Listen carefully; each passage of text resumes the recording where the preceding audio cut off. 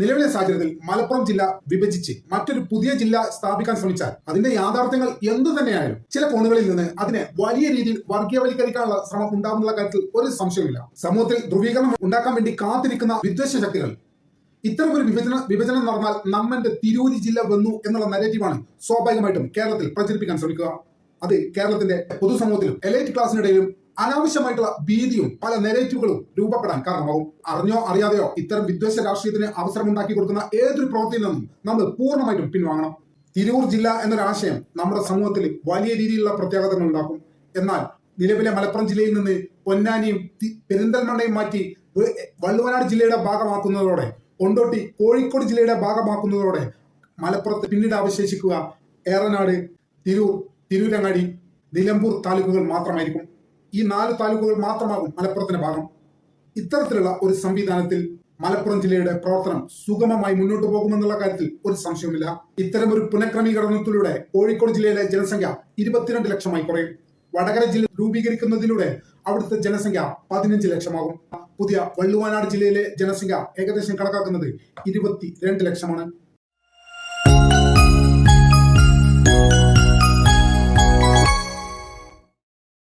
ഭരണപരമായിട്ടുള്ള സൗകര്യങ്ങൾക്കും വികസന പ്രവർത്തനം എല്ലാ മേഖലയിലും എത്തിക്കാൻ വേണ്ടിയുള്ള ശ്രമങ്ങളുടെ ഭാഗമായി ജില്ലകൾ രൂപം കൊള്ളുക എന്നത് ജനാധിപത്യ സംവിധാനത്തിൽ ഒരു സ്വാഭാവികമായിട്ടുള്ള ഒരു നടപടിക്രമമാണ്. എന്നാൽ കേരളത്തിൽ, പ്രത്യേകിച്ച് മലബാറിൽ ഒരു പുതിയ ജില്ല വരിക എന്ന് പറയുമ്പോഴേക്കും അതിനെ വികസന ചർച്ചകൾക്കപ്പുറം മറ്റു ചില സാമൂഹിക രാഷ്ട്രീയ സങ്കീർണതയിലേക്ക് ബോധപൂർവം വലിച്ചിഴക്കുന്നതായി പലപ്പോഴും കാണാറുണ്ട്. മലബാറിന്റെ വികസന മുരടിപ്പിന് ശാശ്വതമായ ഒരു പരിഹാരം കാണുന്നതിനോടൊപ്പം തന്നെ വിദ്വേഷ രാഷ്ട്രീയത്തിന്റെ വിഷലിപ്തമായ നരേറ്റീവുകൾക്ക് ഒട്ടും തന്നെ ഇട നൽകാതെ ഭരണപരമായിട്ടുള്ള ഒരു സമീപനമാണ് ഇന്നത്തെ കാലഘട്ടം ആവശ്യപ്പെടുന്നത്. ഇവിടെയാണ് മലപ്പുറം ജില്ലാ വിഭജനം അല്ലെങ്കിൽ തിരൂർ ജില്ലാ രൂപീകരണം എന്ന സങ്കീർണമായ പ്രശ്നങ്ങൾക്കപ്പുറം മലബാറിലെ താലൂക്കുകളെ പുനഃക്രമീകരിക്കുക എന്ന 100% പ്രായോഗികമായിട്ടുള്ള ഫോർമുല വർക്കാവുന്നത്. ഇതുവരെ നമ്മൾ ഉയർന്നു കേട്ട ജില്ലാ വിഭജനം എന്ന വാക്കിന് പകരം താലൂക്ക് അടിസ്ഥാനമാക്കിയുള്ള പുനർനിർണയം എന്ന് ഊന്നി പറയാനും ചില കാരണങ്ങളുണ്ട്. നിലവിലെ സാഹചര്യത്തിൽ മലപ്പുറം ജില്ല വിഭജിച്ച് മറ്റൊരു പുതിയ ജില്ല സ്ഥാപിക്കാൻ ശ്രമിച്ചാൽ അതിന്റെ യാഥാർത്ഥ്യങ്ങൾ എന്തു തന്നെയായാലും ചില കോണുകളിൽ നിന്ന് അതിനെ വലിയ രീതിയിൽ വർഗീയവൽക്കരിക്കാനുള്ള ശ്രമം ഉണ്ടാകുന്നുള്ള കാര്യത്തിൽ ഒരു സംശയവുമില്ല. സമൂഹത്തിൽ ധ്രുവീകരണം ഉണ്ടാക്കാൻ വേണ്ടി കാത്തിരിക്കുന്ന വിദ്വേഷ ശക്തികൾ ഇത്തരമൊരു വിഭജനം നടന്നാൽ നമ്മന്റെ തിരൂരി ജില്ല വന്നു എന്നുള്ള നരേറ്റീവാണ് സ്വാഭാവികമായിട്ടും കേരളത്തിൽ പ്രചരിപ്പിക്കാൻ ശ്രമിക്കുക. അത് കേരളത്തിന്റെ പൊതുസമൂഹത്തിലും എലൈറ്റ് ക്ലാസിനിടയിലും അനാവശ്യമായിട്ടുള്ള ഭീതിയും പല നെറേറ്റീവുകളും രൂപപ്പെടാൻ കാരണമാവും. അറിഞ്ഞോ അറിയാതെയോ ഇത്തരം വിദ്വേഷ രാഷ്ട്രീയത്തിന് അവസരമുണ്ടാക്കി കൊടുക്കുന്ന ഏതൊരു പ്രവൃത്തിയിൽ നിന്നും നമ്മൾ പൂർണ്ണമായിട്ടും പിൻവാങ്ങണം. വിദ്വേഷികൾക്ക് മലപ്പുറം എന്ന പേര് വെച്ചിട്ട് ഒരു രാഷ്ട്രീയം കളിക്കാൻ, ഒരു വിദ്വേഷ രാഷ്ട്രീയം പരത്താൻ അവസരം നൽകാതെ മലപ്പുറം ജില്ലയുടെ വിഭജനം എന്നതിലുപരി മലബാറിലെ താലൂക്കുകളുടെ പുനഃക്രമീകരണം എന്നതിലാവണം കൂടുതൽ ശ്രദ്ധ ചെലുത്തേണ്ടത് എന്നാണ് വ്യക്തിപരമായിട്ടുള്ള ഒരു അഭിപ്രായം. നിലവിലെ ഭരണവ്യവസ്ഥ തുടരുന്നതുകൊണ്ട് മലബാർ മേഖല നേരിടുന്ന അവഗണന എന്ന് പറഞ്ഞാൽ അത് ഒട്ടും തന്നെ ചെറുതല്ല. അതിൽ ഏറ്റവും വലുത് മലപ്പുറം എന്ന ജില്ല വലിയ ജില്ലയാണ്. വലിയ ജില്ല എന്ന് പറഞ്ഞാൽ ജനസംഖ്യ കൊണ്ടും വിസ്തീർണം കൊണ്ടും വലിയൊരു ജില്ലയാണ്. ഇതിന്റെ പല മേഖലയിൽ നിന്നും മലപ്പുറം എന്ന ജില്ലാ ആസ്ഥാനത്തെത്താൻ ഏകദേശം 100 കിലോമീറ്ററിന്റെ അടുത്ത് വരെ സഞ്ചരിക്കേണ്ട സാഹചര്യം പല മേഖലകളിലുമുണ്ട്. മറ്റൊന്നുള്ളത് ആരോഗ്യരംഗമാണ്. നമുക്കറിയാം, മലപ്പുറം ജില്ലയിൽ ഒരു മെഡിക്കൽ കോളേജ് ഉണ്ട്, വയനാട്ടിലും ഒരു മെഡിക്കൽ കോളേജ് ഉണ്ട്. പക്ഷെ ഈ 2 ജില്ലക്കാരും, മലപ്പുറംകാരും വയനാട്ടുകാരും, എപ്പോഴും ആശ്രയിക്കുന്നത് കോഴിക്കോട് മെഡിക്കൽ കോളേജിനാണ്. വയനാട്ടിലാവട്ടെ മലപ്പുറത്താവട്ടെ അവിടെയുള്ള മെഡിക്കൽ കോളേജുകളിൽ വേണ്ടത്ര ചികിത്സാ സൗകര്യങ്ങളോ മറ്റു കാര്യങ്ങളോ ഇല്ല. പ്രധാനപ്പെട്ട കേസുകളൊക്കെ തന്നെയും അവർ മടക്കുക കോഴിക്കോട് മെഡിക്കൽ കോളേജിലേക്കാണ്. നമുക്കറിയാം, മലബാറിന്റെ പ്രധാനപ്പെട്ട ഒരു ആതുരാലയമാണ് കോഴിക്കോട് മെഡിക്കൽ കോളേജ്. കോഴിക്കോട്ടെ നിലവിലെ തിരക്കും മലപ്പുറം, വയനാട് ജില്ലകളിൽ നിന്നുള്ള അഡ്മിറ്റ് കൂടിയാവുമ്പോൾ കോഴിക്കോട് മെഡിക്കൽ കോളേജിനെ പലപ്പോഴും താങ്ങാവുന്നതിലപ്പുറമാണ് ജോലി ഭാരം വരുന്നത്. ഇത് പലപ്പോഴും മനഃപൂർവ്വമല്ലെങ്കിൽ പോലും ചികിത്സ വൈകുന്നു എന്ന പരാതി പല സമയത്തും ഉടലെടുക്കാൻ ഒരു പ്രധാന കാരണമാണ്. അതുപോലെ തന്നെ മറ്റൊന്നാണ് വിദ്യാഭ്യാസ മേഖലയിലെ കടുത്ത പ്രതിസന്ധി. ഇത്തവണത്തെ SSLC പരീക്ഷ കഴിഞ്ഞപ്പോൾ ഉന്നത വിദ്യാഭ്യാസത്തിനു വേണ്ടി യോഗ്യത ഉണ്ടായിട്ട് പോലും 70,000 കുട്ടികളാണ് മലബാറിൽ പഠിക്കാൻ അവസരമില്ലാതെ പുറത്തു നിൽക്കേണ്ടി വരുന്നത്, അല്ലെങ്കിൽ ഓപ്പൺ സ്കൂളുകളെ ആശ്രയിക്കേണ്ടി വരുന്നത്. ഇത് വല്ലാത്തൊരു സാഹചര്യമാണ്. തെക്കൻ ജില്ലകളിൽ പല സ്കൂളുകളിലും വേണ്ടത്ര കുട്ടികളില്ല എന്നുള്ള ആശങ്കയാണ് നിലവിൽ അധ്യാപകർക്കുള്ളത്. എന്നാൽ മലബാറിനെ സംബന്ധിച്ചിടത്തോളം കുട്ടികൾക്ക് വേണ്ടത്ര സ്കൂളില്ല എന്ന കടുത്ത പ്രതിസന്ധിയാണ് നിലവിൽ ഉണ്ടായിക്കൊണ്ടിരിക്കുന്നത്. ഇവിടെയാണ് വടകര ജില്ല എന്ന ആവശ്യത്തിന് പ്രസക്തിയേറുന്നത്. വടകര ജില്ല എന്നത് വടക്കൻ കോഴിക്കോടിന്റെയും ദക്ഷിണ കണ്ണൂരിന്റെയും വളരെ ദീർഘകാലമായിട്ടുള്ള ഒരാവശ്യമാണ്. നിലവിൽ കോഴിക്കോട് ജില്ലയുടെ അതിർത്തി പ്രദേശമായ നാദാപുരം, കാവിലമ്പാറ, വളയം, തൊട്ടിൽപ്പാലം, കുറ്റ്യാടി പോലുള്ള മലയോര മേഖലകളിൽ നിന്ന് ജില്ലാ ആസ്ഥാനമായ കോഴിക്കോട്ടേക്ക് പലപ്പോഴും 60-70 കിലോമീറ്ററുകൾ സഞ്ചരിച്ചെത്തേണ്ട വല്ലാത്തൊരു സാഹചര്യമാണുള്ളത്.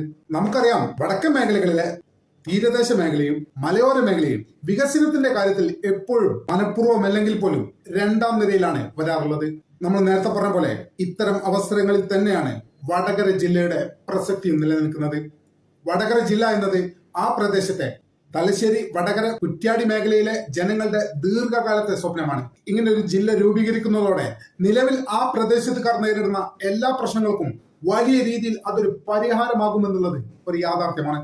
ഉയർന്ന നിലവാരമുള്ള ഉന്നത വിദ്യാഭ്യാസത്തിനോ സൂപ്പർ സ്പെഷ്യാലിറ്റി ചികിത്സക്കോ വേണ്ടിയുള്ള യാതൊരു സംവിധാനവും ഇപ്പറഞ്ഞ മേഖലകളിൽ നിലവിലില്ല.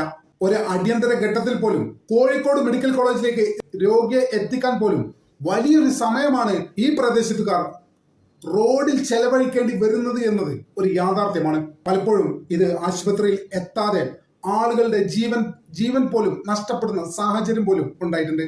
വടകര പോലെ തന്നെ മറ്റൊരു പ്രധാനപ്പെട്ട മേഖലയാണ് വള്ളുവനാട്. പാലക്കാട്, മലപ്പുറം ജില്ലകളുടെ അതിർത്തി മേഖലകൾ കൂട്ടിച്ചേർത്തുകൊണ്ട് ഒരു വള്ളുവനാട് ജില്ല എന്നത് ദീർഘകാലമായിട്ടുള്ള ഒരു ആവശ്യമാണ്. അതിന് സാംസ്കാരികമായിട്ടുള്ള ചരിത്രപരമായിട്ടുള്ള അനിവാര്യതയുമുണ്ട്. മാത്രമല്ല, നിലവിലെ പാലക്കാട് ജില്ലയുടെ പടിഞ്ഞാറൻ അതിർത്തികളായ പട്ടാമ്പി, ഒറ്റപ്പാലം, മണ്ണാർക്കാട്, ഷൊർണൂർ മേഖലയിലുള്ള ആളുകൾക്ക് ജില്ലാ ഭരണകൂടമായ പാലക്കാട്ടിലേക്ക് എത്താൻ ഏകദേശം വലിയൊരു സമയം ചെലവഴിക്കേണ്ടതുണ്ട്. അതുപോലെ തന്നെ മലപ്പുറം ജില്ലയിലെ പൊന്നാനി മേഖല എന്ന് പറയുന്നത് ഭരണസിരാ കേന്ദ്രമായ മലപ്പുറത്ത് നിന്ന് ഏകദേശം 60-70 കിലോമീറ്ററെങ്കിലും ദൂരത്താണ് സ്ഥിതി ചെയ്യുന്നത്. ഇത്തരത്തിൽ ഏറെ ദൂരം സഞ്ചരിക്കേണ്ടി വരുന്ന സാഹചര്യം ഇപ്പറഞ്ഞ മേഖലകളിൽ ഒക്കെ ഉണ്ട് എന്നുള്ളത് ഒരു വസ്തുതയാണ്. മാത്രമല്ല, ഇപ്പറഞ്ഞ ഒറ്റപ്പാലം, പട്ടാമ്പി, ഷൊർണൂർ, മണ്ണാർക്കാട്, പെരിന്തൽമണ്ണ, പൊന്നാനി മേഖലകൾ എല്ലാം തന്നെ മുൻപ് കാലത്ത് വള്ളുവനാട് എന്ന പേരിലായിരുന്നു അറിയപ്പെട്ടിരുന്നത്. ഭൂമിശാസ്ത്രപരമായും സാംസ്കാരികപരമായും ഇവർ തമ്മിൽ ഏറെ സാമ്യതകളുണ്ട്. പാലക്കാടിന്റെയും മലപ്പുറത്തിന്റെയും ജില്ലയിൽ നിന്ന് ഏറെ ദൂരം മാറി നിൽക്കുന്ന ഈ പ്രദേശങ്ങൾ ഒന്നിച്ചാക്കിയാൽ ഒരു വള്ളുവനാട് ജില്ല രൂപീകരിക്കാൻ സാധിക്കും. അങ്ങനെ രൂപീകരിക്കാൻ സാധിച്ചാൽ മലബാർ ജില്ലകളിലെ ഏറ്റവും വലിയ വികസനം വരുന്ന ഭാവിയിലെ ഒരു ജില്ലയായി വള്ളുവനാടിന് മാറാനുള്ള പൊട്ടൻഷ്യലുമുണ്ട്. യഥാർത്ഥത്തിൽ തിരൂർ ജില്ല എന്ന വാദത്തിനേക്കാൾ ഏറെ പ്രാധാന്യമുള്ള ഒരു വാദമാണ് വള്ളുവനാട് ജില്ല എന്നത്. അതൊരു വാദം മാത്രമല്ല, അത് ന്യായമായ ഒരു ആവശ്യം കൂടിയാണ്. മാത്രമല്ല, നിലവിൽ മലപ്പുറം ജില്ല അനുഭവിക്കുന്ന ജനസംഖ്യ വിസ്ഫോടനത്തിനും പാലക്കാട് ജില്ല അനുഭവിക്കുന്ന ഭൂമിശാസ്ത്രമായ ഇത്ര വലിയൊരു വിസ്തൃതിക്കും വള്ളുവനാട് ജില്ല രൂപീകരിക്കുന്നതോടെ വലിയ രീതിയിലൊരു പരിഹാരമാണ് ഉണ്ടാകാൻ പോകുന്നത്. കേവലം രാഷ്ട്രീയ പരമ്പുകൾക്കപ്പുറം ഭൂമിശാസ്ത്രപരമായ ജനസംഖ്യാപരമായ കാരണങ്ങൾ കണക്കിലെടുത്തുകൊണ്ട് ഈ രണ്ട് ജില്ലകൾ, അതായത് വടകര, വള്ളുവനാട് ജില്ലകളാണ് മലബാറിൽ ഏറ്റവും അത്യാവശ്യമായി സ്ഥാപിക്കപ്പെടേണ്ടത്. ഈ രണ്ട് ജില്ല സ്ഥാപിക്കുന്നതിലൂടെ മലബാറിലെ എല്ലാ ജില്ലകളും അനുഭവിക്കുന്ന വലിയൊരു പ്രശ്നത്തിന് ശാശ്വതമായിട്ടുള്ള ഒരു പരിഹാരമാണ് ഉണ്ടാകാൻ പോകുക. വടകര ജില്ല രൂപീകരിക്കുമ്പോൾ പ്രധാനമായും കോഴിക്കോട് ജില്ലയിലെ വടകര താലൂക്ക്, കൊയിലാണ്ടി താലൂക്കിന്റെ ചില ഭാഗങ്ങൾ, അതുപോലെ തന്നെ കണ്ണൂർ ജില്ലയിലെ തലശ്ശേരി, അതുമായി ബന്ധപ്പെട്ട് നിൽക്കുന്ന ഭാഗങ്ങൾ, കുറ്റ്യാടി, നാദാപുരം പോലുള്ള ഭാഗങ്ങൾ എല്ലാം ഉൾപ്പെടുത്തിക്കൊണ്ട് ഒരു വടകര ജില്ല എന്നത് ഇതിനോടകം തന്നെ അത്യാവശ്യമായിട്ടുള്ള കാര്യമായി മാറിക്കൊണ്ടിരിക്കുകയാണ്. ഇത് കോഴിക്കോടിന്റെ വടക്കൻ മേഖലയിലെയും കണ്ണൂരിന്റെ തെക്കൻ മേഖലയിലെയും യാത്ര, വിദ്യാഭ്യാസ, ആരോഗ്യ മേഖലയിൽ വലിയ രീതിയിലുള്ള വിപ്ലവമാവും സൃഷ്ടിക്കുക എന്നതിൽ ഒരു സംശയവും വേണ്ട. അതുപോലെ തന്നെയാണ് വള്ളുവനാട് ജില്ല. മലപ്പുറം ജില്ലയിലെ പൊന്നാനി, പെരിന്തൽമണ്ണ, പാലക്കാട് ജില്ലയിലെ മണ്ണാർക്കാട്, ഒറ്റപ്പാലം, പട്ടാമ്പി താലൂക്കുകൾ ചേർത്തുകൊണ്ട് ഒരു ജില്ലാ രൂപീകരണം അത്യാവശ്യമാണ്. ഇതിന്റെ ഭരണസിരാ കേന്ദ്രമായി ഒറ്റപ്പാലമോ പട്ടാമ്പിയോ പരിഗണിക്കാം. വടകര ജില്ല രൂപീകരിക്കപ്പെടുകയാണെങ്കിൽ കൊയിലാണ്ടി താലൂക്കിന്റെ ഒരു ഭാഗവും വടകര താലൂക്ക് പൂർണ്ണമായും വടകര ജില്ലയുടെ ഭാഗമാകുന്നതോടെ കോഴിക്കോടിന്റെ വലിപ്പം ക്രമേണ ചെറുതാവും. ഈ അവസരത്തിലാണ് മലപ്പുറം ജില്ലയിലെ ഏറ്റവും കുറഞ്ഞ ജനസംഖ്യയുള്ള താലൂക്കായ കൊണ്ടോട്ടി താലൂക്ക് കോഴിക്കോട്ടേക്ക് ചേർക്കാമെന്നുള്ള ആശയം വരുന്നത്. കൊണ്ടോട്ടി താലൂക്കിനെ സംബന്ധിച്ചിടത്തോളം മലബാറിലെ ഏറ്റവും കുറവ് ജനസംഖ്യയുള്ള ഒരു താലൂക്കാണ്. കേവലം 2.5 ലക്ഷമോ 3 ലക്ഷമോ മാത്രമാണ് ഈ താലൂക്കിലെ ജനസംഖ്യ. വടകര ജില്ല രൂപീകരിക്കുന്നതോടെ കോഴിക്കോട് രൂപപ്പെടാവുന്ന അപര്യാപ്തത കൊണ്ടോട്ടി താലൂക്ക് കോഴിക്കോടിലേക്ക് ചേർക്കുന്നതോടെ പരിഹരിക്കപ്പെടുകയാണ്. മാത്രമല്ല നമ്മുടെ കാലിക്കറ്റ് ഇന്റർനാഷണൽ എയർപോർട്ട് സ്ഥിതി ചെയ്യുന്നത് ഇപ്പറഞ്ഞ കൊണ്ടോട്ടിയിലാണ്. വടകര പോകുന്നതിലൂടെ കോഴിക്കോടിനുണ്ടാവുന്ന മാറ്റം കൊണ്ടോട്ടി കൂട്ടിച്ചേർക്കുന്നതിലൂടെ ഒരു പരിധിവരെ പരിഹരിക്കാൻ സാധിക്കും. ഇത്തരമൊരു സാഹചര്യം രൂപപ്പെട്ടാൽ പുനഃക്രമീകരിച്ച കോഴിക്കോട് ജില്ലയിലെ ജനസംഖ്യ 22 ലക്ഷത്തോളമായി കുറയും. ഇത്തരത്തിൽ ചെയ്താൽ എന്താണ് ഗുണം എന്നുള്ളതാണ് നമ്മൾ നോക്കാൻ പോകുന്നത്. ഏറ്റവും വലിയ ഗുണം എന്ന് പറയുന്നത് ഇത്തരത്തിൽ താലൂക്കുകൾ പുനഃക്രമീകരണം ചെയ്യുന്നതോടെ മലപ്പുറം ജില്ലയിൽ നിന്ന് 3 താലൂക്കുകളാണ് വിട്ടുപോകുക. ഒരു പക്ഷേ പുതിയതായി രൂപം കൊള്ളുന്ന വള്ളുവനാട് ജില്ലയിലേക്ക് പെരിന്തൽമണ്ണയും പൊന്നാനിയും മാറും. പെരിന്തൽമണ്ണയിൽ 6 ലക്ഷവും പൊന്നാനിയിൽ 4.5 ലക്ഷവുമാണ് ജനസംഖ്യ. മാത്രമല്ല കൊണ്ടോട്ടി താലൂക്ക് കോഴിക്കോട് ജില്ലയിലേക്ക് ചേർക്കുന്നതോടെ 2.5 ലക്ഷം ജനസംഖ്യയുള്ള കൊണ്ടോട്ടി താലൂക്കും മലപ്പുറത്തു നിന്ന് മാറും. ഇതോടെ മലപ്പുറത്തിന്റെ ജനസംഖ്യ ഏകദേശം 30 ലക്ഷമാകും. 48 ലക്ഷം ജനങ്ങളെ കൊണ്ട് ഏറെ ബുദ്ധിമുട്ടുന്ന മലപ്പുറത്തെ സംബന്ധിച്ചിടത്തോളം ആ ജനസംഖ്യ 30ലേക്ക് എത്തുക എന്ന് പറയുന്നത് തന്നെ വലിയൊരു വിപ്ലവമാണ്. മറ്റൊന്ന്, എങ്ങാനും മലപ്പുറം ജില്ല വിഭജിക്കപ്പെട്ടാൽ അതിനെ വർഗീയ വിദ്വേഷത്തിലൂടെ രാഷ്ട്രീയപരമായിട്ടുള്ള മുതലെടുപ്പിന് നടക്കുന്ന നമ്മുടെ സാമൂഹിക അന്തരീക്ഷം മലിനമാക്കാൻ നടക്കുന്ന വലിയൊരു വിഭാഗം ആളുകൾ ഇവിടെയുണ്ട്. അവരെ സംബന്ധിച്ചിടത്തോളം മലപ്പുറം ജില്ല സ്പ്ലിറ്റ് ചെയ്തു കഴിഞ്ഞാൽ അവരെ സംബന്ധിച്ചിടത്തോളം അത് അവർക്ക് ഏറ്റവും മികച്ച രസമാണ്. നമുക്കിടയിലെ സൗഹാർദ്ദം തകർക്കാൻ, നമുക്കിടയിലെ സാഹോദര്യം തകർക്കാൻ. എന്നാൽ താലൂക്ക് പുനർനിർണയത്തിലൂടെ ഇത്തരമൊരു സാഹചര്യം പൂർണ്ണമായിട്ടും ഇല്ലാതാകുകയാണ്. അതുകൊണ്ട് തന്നെ തിരൂർ ജില്ല എന്ന പ്ലാനിന് യാതൊരു പ്രസക്തിയും ഇല്ല എന്നുള്ളതാണ് ഒരു വസ്തുത. ഇതിന്റെ മറ്റൊരു നേട്ടം എന്താണെന്ന് വെച്ചാൽ പുതിയതായി നമ്മൾ പറഞ്ഞ വള്ളുവനാട്, വടകര ജില്ലകളിൽ സർക്കാർ മെഡിക്കൽ കോളേജുകളും ഉന്നത വിദ്യാഭ്യാസ സ്ഥാപനങ്ങളും സ്വാഭാവികമായിട്ടും രൂപം കൊള്ളും. ഒരു സംശയം വേണ്ട, കോഴിക്കോട് മെഡിക്കൽ കോളേജിൽ അനുഭവപ്പെട്ടുകൊണ്ടിരിക്കുന്ന അമിതമായിട്ടുള്ള OP ടിക്കറ്റുകൾ ഒരു പക്ഷേ അവിടുത്തെ ആരോഗ്യ മന്ത്രാലയത്തിന് കൺട്രോൾ ചെയ്യാൻ പോലും പറ്റാത്ത തരത്തിലുള്ള OP ടിക്കറ്റുകൾ സ്വാഭാവികമായിട്ടും കുറയും. വടകര വരുന്നതോടെ, അവിടെ ഒരു മെഡിക്കൽ കോളേജ് വരുന്നതോടെ ആ മേഖല പൂർണ്ണമായും അതിലേക്കും, വള്ളുവനാട് രൂപീകരിക്കുന്നതിലൂടെ അവിടെ ഒരു മെഡിക്കൽ കോളേജ് വരികയാണെങ്കിൽ ആ മേഖല പൂർണ്ണമായിട്ടും അതിലേക്ക് മാറും. അതോടെ കോഴിക്കോടിന്റെ ആരോഗ്യ മേഖലയിലുള്ള ഈ കടുത്ത പ്രതിസന്ധിയും പരിഹരിക്കാൻ സാധിക്കും. ഇതിന്റെ മറ്റൊരു ഗുണമെന്ന് പറയുന്നത് ഇത്തരമൊരു സംവിധാനം സെറ്റ് ചെയ്താൽ ജനങ്ങൾക്ക് സർക്കാർ സേവനങ്ങൾ എത്രയും പെട്ടെന്ന് ലഭിക്കുന്ന സാഹചര്യം ഉണ്ടാവും. ഫയലുകൾ കെട്ടിക്കിടക്കുന്ന സാഹചര്യം ഒഴിവാക്കാൻ സാധിക്കും. എല്ലാത്തിലും ഉപരി സർക്കാർ സംവിധാനങ്ങൾ കൃത്യമായിട്ട് സമയബന്ധിതമായി പ്രവർത്തിപ്പിക്കാൻ സാധിക്കും. ജനങ്ങളെ സംബന്ധിച്ചിടത്തോളം നിലവിൽ മലബാറിലെ ജനങ്ങൾ നേരിടുന്ന ഏറ്റവും വലിയ പ്രശ്നമാണ് ഒരു ഫയൽ നീങ്ങാനുള്ള സമയം. അത് ഒരു പക്ഷേ ആരുടെയും കുറ്റമായിരിക്കില്ല. ഇത്രയധികം പോപ്പുലേഷൻ ഉണ്ടാകുമ്പോൾ പല കാര്യങ്ങളും ഓഫീസ് തലത്തിൽ നീങ്ങുക എന്നത് വലിയ വെല്ലുവിളിയാണ്. ഇത്തരം വടകര, വള്ളുവനാട് ജില്ല രൂപീകരിക്കുന്നതിലൂടെ ഇത്തരം ഒരു പ്രതിസന്ധി പൂർണ്ണമായിട്ടും മലബാറിൽ ഇല്ലാതെയാവും. അവസാനമായിട്ട് പറയാനുള്ളത് ഒരൊറ്റ കാര്യമാണ്. പ്രത്യേകിച്ച് ഇത് പറയുന്നത് മലബാറിലെ രാഷ്ട്രീയ പാർട്ടി പ്രവർത്തകരോടാണ്. ഈ പുതിയ ജില്ലയുടെ ആശയങ്ങൾ വരുമ്പോൾ സർക്കാർ പലപ്പോഴും പറയുന്ന ഒരു കാര്യമാണ് അമിതമായിട്ടുള്ള സാമ്പത്തിക ചെലവാണ് എന്ന് പറഞ്ഞിട്ട്. ഈ ഒരു പദ്ധതിയെ പല സമയത്തും സർക്കാർ മാറ്റിവെക്കാറാണ് പതിവ്.